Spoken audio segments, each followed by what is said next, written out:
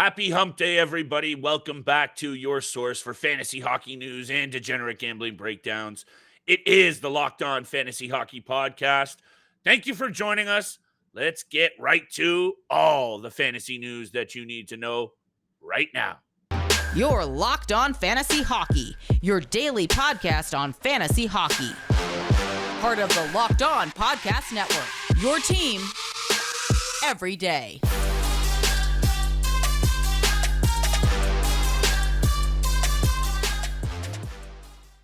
Welcome back inside the lab, everybody, and thank you so much for tuning in to the Wednesday edition of the Locked On Fantasy Hockey Podcast. I am lucky and blessed to be joined by my esteemed colleague, Mr. Steele Roden, as always. It is also your boy, Big Flip Livingstone. Thank you for holding us down Monday through Friday. We are here for you for all of the playoff breakdowns, news, and fantasy analysis headed into next season as well, Steele. And I got a little bit of the lens on next year on today's episode. And today we're talking about Calgary Flames eliminated. Some interesting decisions from Daryl Sutter once again, Steele, that I want your take on. Erik Karlsson becomes only the sixth NHL D-man in history to hit 100. And when I looked at that record, Steele, some really impressive names alongside Mr. Karlsson that we're going to talk about as well. I also got to sneak in Colorado Avalanche, Cale Makar back to health. You and I got big time bets for Wednesday's board. And we want to talk about what potential wild card team could have the most aspirations for that cup. So a little bit of everything on today's episode, Steele. Let me throw it right over to you, though, because once again, I can't help but say Daryl Sutter shoots his own team in the foot, if you will, with a really bad decision on who he's throwing out there for the shootout. Why don't we start there? Because that's another 1-goal loss for this Calgary Flames team. Yeah, it's just a brutal stretch for the Calgary Flames the last few weeks, might I add, because I'm looking at their schedule right now. And last night they were officially eliminated in that 3-2 shootout loss to the Nashville Predators, who are also battling for that last playoff spot in the Western Conference. But you look at the last week for the Calgary Flames, they lost to the Chicago Blackhawks 4-3 in a game they should have destroyed them in. They lost in a shootout to the Vancouver Canucks just a few days ago, and now in a crucial game against the Nashville Predators. And you said it yourself with Daryl Sutter and his judgment.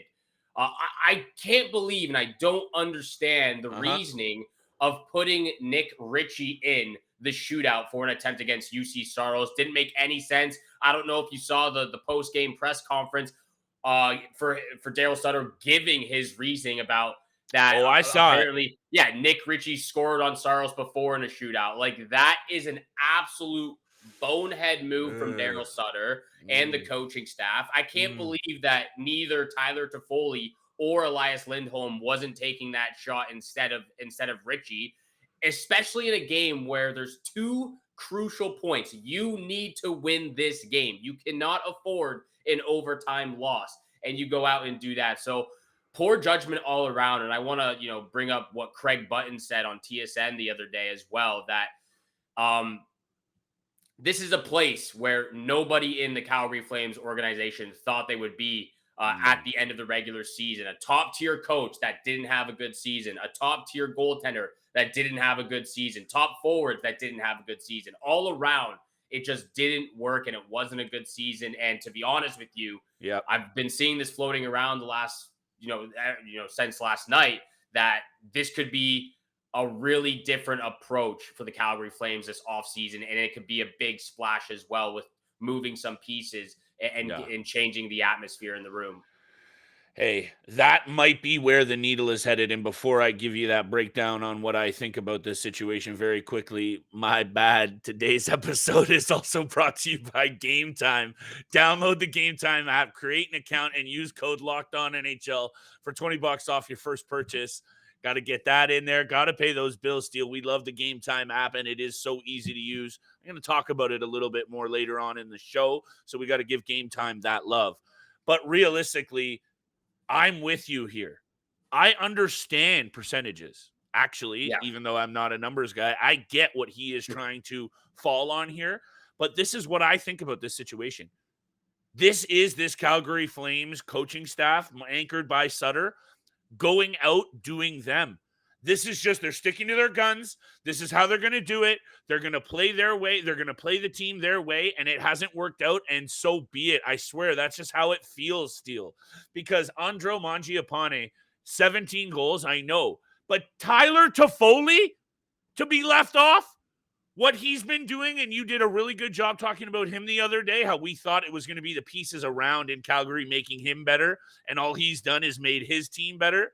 To not put Tyler Toffoli in there when you have your season on the line and he's been your best player offensively, oh my goodness, that just doesn't make a lick of sense to me. And you know what, Steele? All of these one-goal games, and I'll hit you with this, the Flames are the third team in NHL history to suffer 3-0 one-goal losses. The better team won, and the more deserving team won. That's how I'm looking at it, because this Calgary team is just one of the biggest disappointments that I can remember in a long, long time. Yeah, and you just go to look at, again, going off of what you just said, 31 goal games. 30! 17 overtime losses this season. Wow. 17 times they let an extra point slip through right through their fingers in crucial moments, especially crucial moments down the stretch, like I said about the Chicago Blackhawks game, the Vancouver game, and winnable this Nashville Predators game. So to me, when you point out what you just did, 30 times this season in one goal game situations, and then 17 overtime losses, and that's not even accounting to how many times they actually went into overtime and won games in a shootout or won games in overtime. So can't do it. The fact that you go into overtime that many times and lose 17 of them is just showcasing the very poor coaching judgment, the very poor goaltending, and the very poor upfront ability from both defensemen and forwards on the Calgary Flames. So they're not making the playoffs. They're officially done. They're not making it. Another team that is not making it is the San Jose Sharks. Yes. But what a night for Erik Karlsson on the blue line. Reaches 100 points on the season. First time in his career he's doing it. The 10th player this season to reach 100 points, but only, like you said at the beginning of this episode, only the 6th defenseman all time to reach 100 points in a season. And like you said, I'll let you list off the names if you have them, but he's put himself with a group of defensemen who have been historic themselves throughout their NHL career. And quite simply, Steele, the best defenseman to ever do it offensively. Exactly, yes. If you're going to make cases for defense and all-around blue liners, I haven't watched enough hockey to argue with you. But offensive numbers are offensive numbers. And when I hear Brian Leetch, Al McInnes, Dennis Potvin, Paul Coffey, by the way, Paul Coffey had 100 points 5 times in his career. And how about Bobby Orr, the greatest blue liner to ever do it? Been lucky to have my cottage right around the corner from the Bobby Orr Museum in Parry Sound, Ontario, home of Bobby Orr. And I've learned a lot about Bobby Orr over his career, not watching it live, obviously. He did it 6 times, Steele. 6 times with 100 points. And when I look at Erik Karlsson, first of all, I think you know what I need to say. My bad. You were right. I was wrong. You said he's going to continue to go off and have a good second half, and I was one of the guys ready to sign him off in the first half. So kudos to you there. He is now 25 points clear of the next highest defenseman this year. So second of all, I was wrong on. Give this man his Norris as well. But this is where I want to take this conversation before we go to break quickly. There's no way he's hitting 100 again, correct? No, I don't think he hits 100 So again. If you were an Erik Karlsson owner in a Dynasty Keeper League, are you selling high on him in this offseason and taking in a whole boatload of talent for the guy who just set a record? Or do you hang on to him because you think, right, he's probably headed to a winner at some point soon?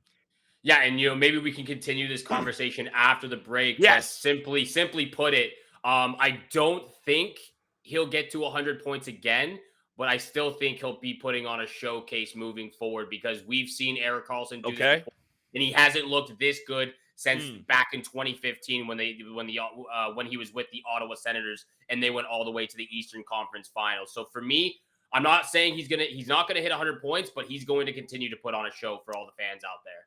Well, maybe we will talk a little bit more after the break. We got to talk about what these playoff matches and Mm-hmm. scenarios are starting to shape up in terms of the wild card. Steele and I also got to give our wild card team that we think, or I don't know, Steele might not have one, that could potentially make a little noise and go on a run. But you know what else makes a little noise? It's the Game Time app. And it could be a stressed out time buying tickets, finding them last minute, hunting them down, competing for buyers' prices. But buying tickets doesn't need to be stressful. With Game Time, it's fast and it's easy. Today's episode is brought to you by Game Time, and it's the easiest way for you to buy tickets to all of your favorite sporting events, music events, comedy acts, and theater shows near you with killer deals on last minute tickets and their best price guarantee. You can't stop stressing over tickets until you deal with Game Time. You will be hyped. It's fun to use and, of course, easy to use. I know my boy Steele has bought a couple of pairs of tickets through Game Time. Super easy to use, very quick and secure. Easy to find and buy tickets to everything in your area as well. Local events, you need Game Time. Images of your seats, low price guarantees, event cancellation protection. That is what you get through Game Time. Snag the tickets with less stress with Game Time. Download the Game Time app, create an account, and use code LOCKEDONNHL for $20 off your first purchase. Terms apply. Create an account, redeem the code LOCKEDONNHL for $20 off. Download the Game Time app today. Last minute tickets, lowest price, guaranteed. Thank you so much for making the Locked On Fantasy Hockey Podcast your first listen every single day. Don't forget, we are free and available on your favorite podcast platform, including YouTube. So make sure you hit the subscribe, hit the follow button. We appreciate all the love, all the support you show us every single day. And gotta love Game Time. Those last minute deals come in crucial when you're on a time crunch and want to go to some event. But let's get back to this Erik Karlsson just to wrap things up, because you made a good comment there about what his fantasy value might be next season. And honestly, I wouldn't be trading Erik Karlsson if you're in a keeper league. It depends, obviously, on the deal, because there's a right price for everything. Everything can be sold at the right price. But he's shown me this season that he's capable of putting up another 80, maybe 90-point season. If he can do it with the San Jose Sharks, I know for the majority of the season that, he was playing with guys like Timo Meier, Tomas Hertl, Logan Couture before, obviously, Timo Meier and a few other guys were traded. Nonetheless, if he can do that with the San Jose Sharks, he can still, like you said, most likely get traded, which I think he will be traded this offseason, because that makes the most sense for the Sharks moving forward. If he gets traded to one of those top tier teams, or at least a team that is making a playoff push and becoming better and better every season, then I think he can continue to showcase his offensive abilities. He's turning 33 years old in May. So yes, he's a little bit older, but he's showcased, at least to me, and I assume to a lot of other hockey fans out there, that he still has a lot left in the tank, and he's not going to be hanging up anytime soon. I think I said this the other day when I was taking some Matthews take. When you have to look at some players, I'm Mr. Sell High. I like selling high on pieces. That's kind of, when it comes to Keeper Dynasty, which, I also have a bit more of a passion for in terms of the format. It can really be an intriguing thing to capitalize on a season like Erik Karlsson has just had and get a whole boatload of talent. And I think that's why I really appreciate what you said about there's always the right price. But for me, Steele, the age, his injury track record, and just so many variables, including banking on a guy to get traded, even though I fully agree with you, I think it makes complete sense. Although the contract, $11.5 million all the way until 2027, is what might be holding it up, and was obviously a point of contention at the trade deadline. Anyway, what I'm trying to say is, me personally, I would probably lean towards moving on and capitalizing on what you could get from a 100-point season, although I'll leave it at this with Erik Karlsson.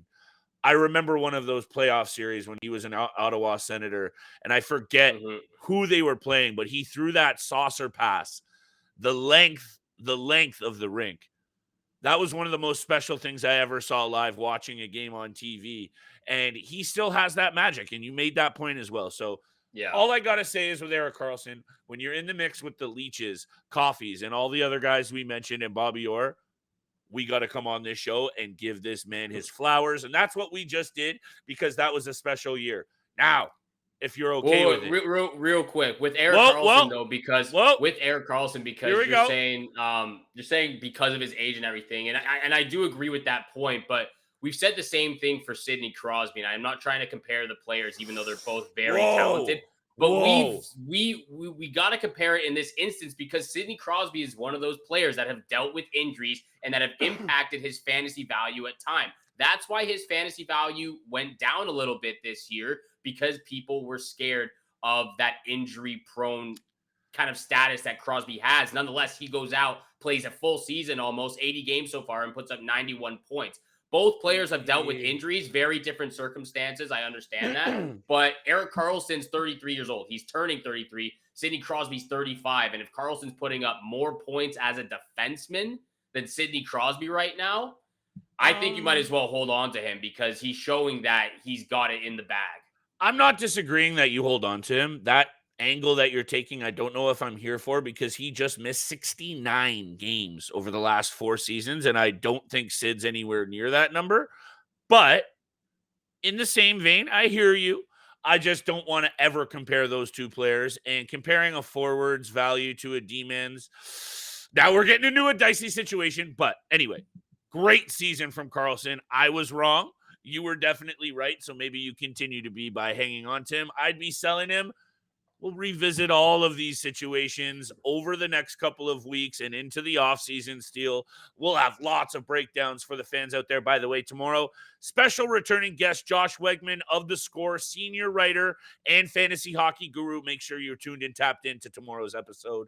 Steele, can I throw it over to the wild card now? Because I don't want to have to go back down to heated Austin Matthews disappointing season conversation. But we can if we will. But wild card in the West is looking a little bit more locked up. So I wanted to head over to the Eastern Conference quickly. Yes. The New York Islanders are now starting to sputter a little bit down the stretch. Florida has moved into that first and top wild card spot of the Eastern Conference teams. First, let's start there. Hypothetically, we're going to include all 3 because we don't know yet who is in there. Florida, New York, Pittsburgh.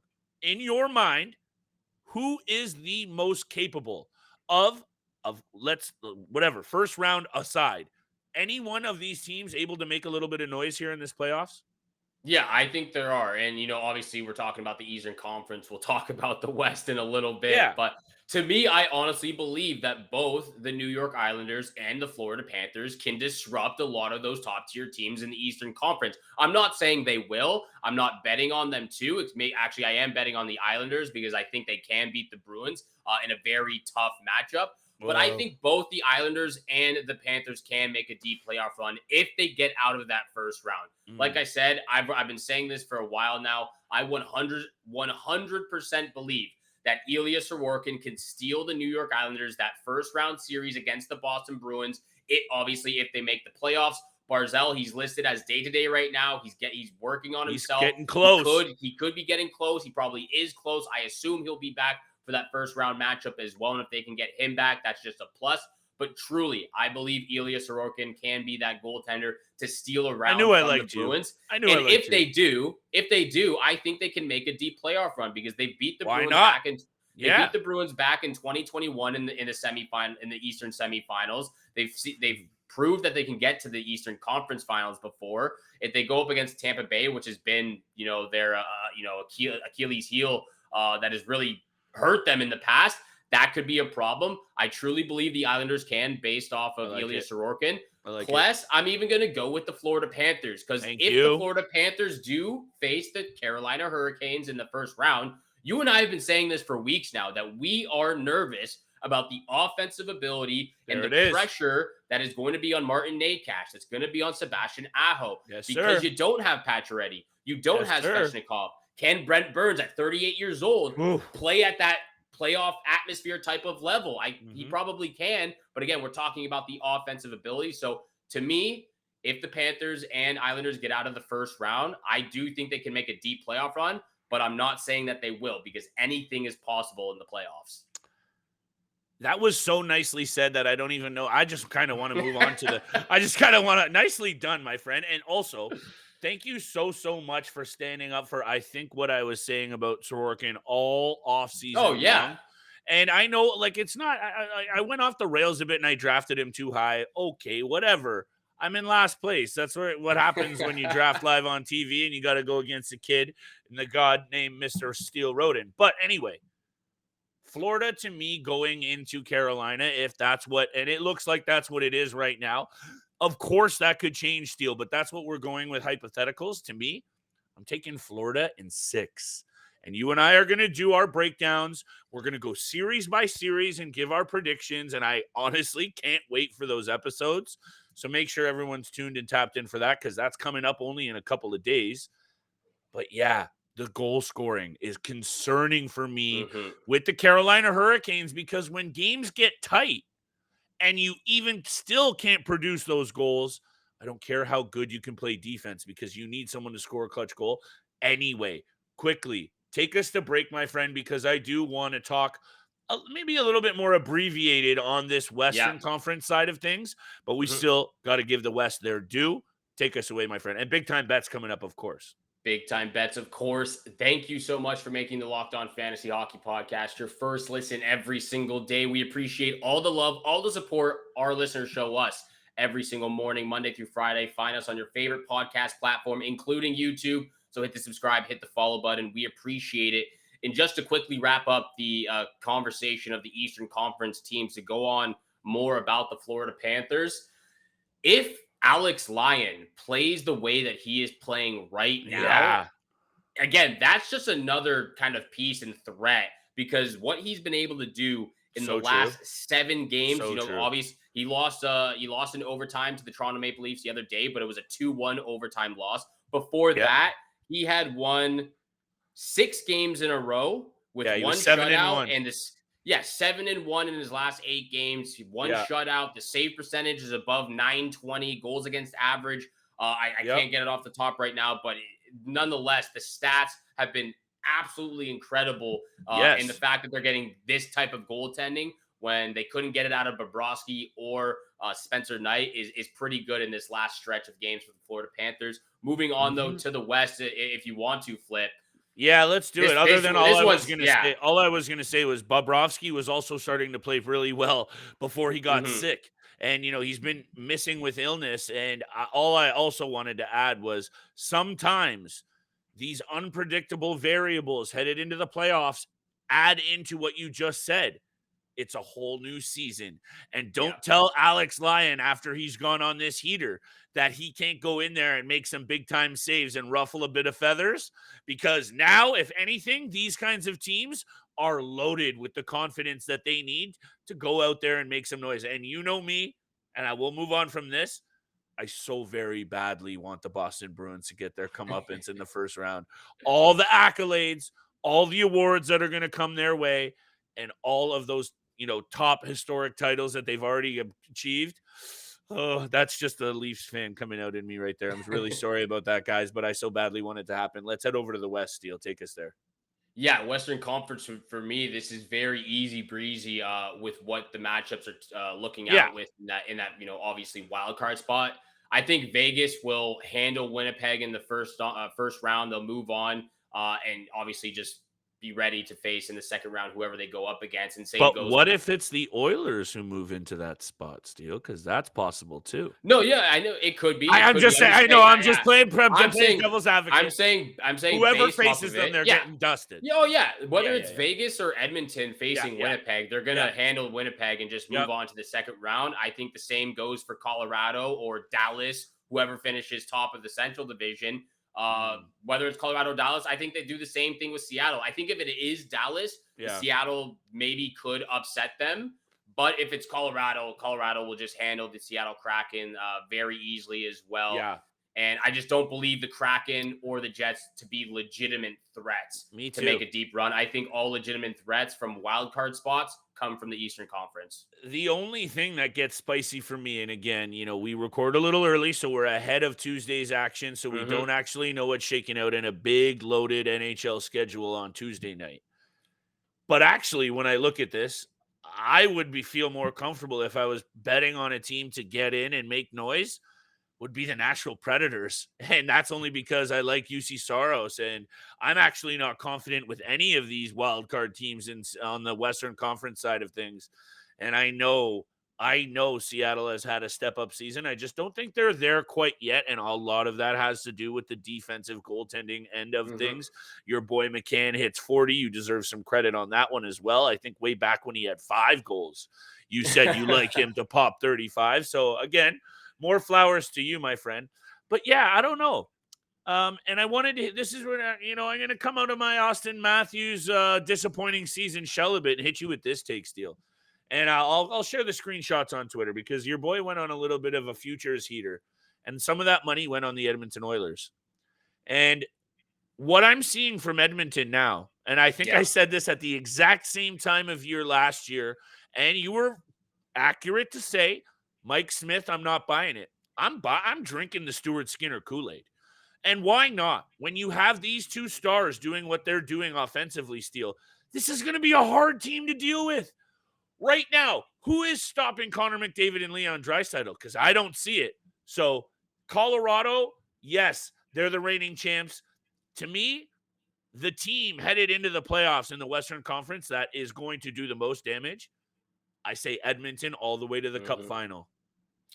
Look, I did say that, and it was true, but even with Mike Smith, they were able to get all the way to the Western Conference Finals, so it's fair enough that you're sticking with your guns and Stuart Skinner. They could definitely go all the way to the Stanley Cup Finals, especially with the last month of the way they've been playing. I don't know what they are in their last 10 games. I think they're 9-0-1 or 9-0-1. 9-0-1 in the last 10 games. And like you said, Connor McDavid, Leon Draisaitl, even Nugent Hopkins, incredible seasons for all three Evan of those. Bouchard starting to creep. Bouchard, Zach Hyman. Yeah, man. There's could be threats, but that's why they're top in the Pacific Division with the Vegas Golden Knights. Let's get over to big time bets, where the money is made. Please we'll wrap up this show because we're running short on time. Yes, sir. I'll just list off all 3 of my picks. First pick of the night. There's only 3 games on the schedule. I'm just going to go Flames on the money line against the San Jose Sharks. I think it doesn't mean anything. And there's only 3 games at the end of the season. Flames on the money line. That's my first pick. Second pick of the night, Islanders on the money line against the Montreal Canadiens. Their season is on the line right now. It's their last game of the season. They need this 2 points just to hold on to that second wild card spot because the Panthers and Penguins are right on their tail, even the Sabres as well. But my lock of the night, Stars on the money line against the St. Louis Blues. They are still trying to take that top place in that Central Division. That's actually probably my favorite pick of the night, Steele. It would be taking Dallas with the money line. So that's my first pick for the exact reasons that you just mentioned. And first off, I think I said it last week.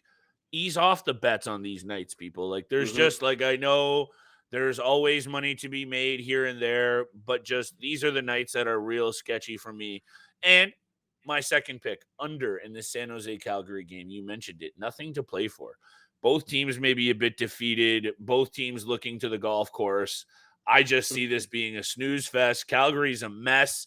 Off-season is going to be real tricky for this Flames club. I like the under. Give me the under 6.5. That's my second pick, and I think the pick that I like the most, Steele, I'm not confident enough to go with the Islanders on the puck line because I was looking, they're going to save their season. They're going to save their season. But you know who has been amazing this season? And we haven't talked about him a little bit since he went to New York, is Bo Horvat. 38 goals, 32 assists, career high 70 points. It's got to be a career 70 points. Yeah, way in far, career high 70 points. Yeah. 9 points higher than his 61 previous high. Anyway, he's also been on a heater over his last 3 games, Steele, putting up 5 points. Give me the Bo Horvat anytime assist. That's my lock of the night.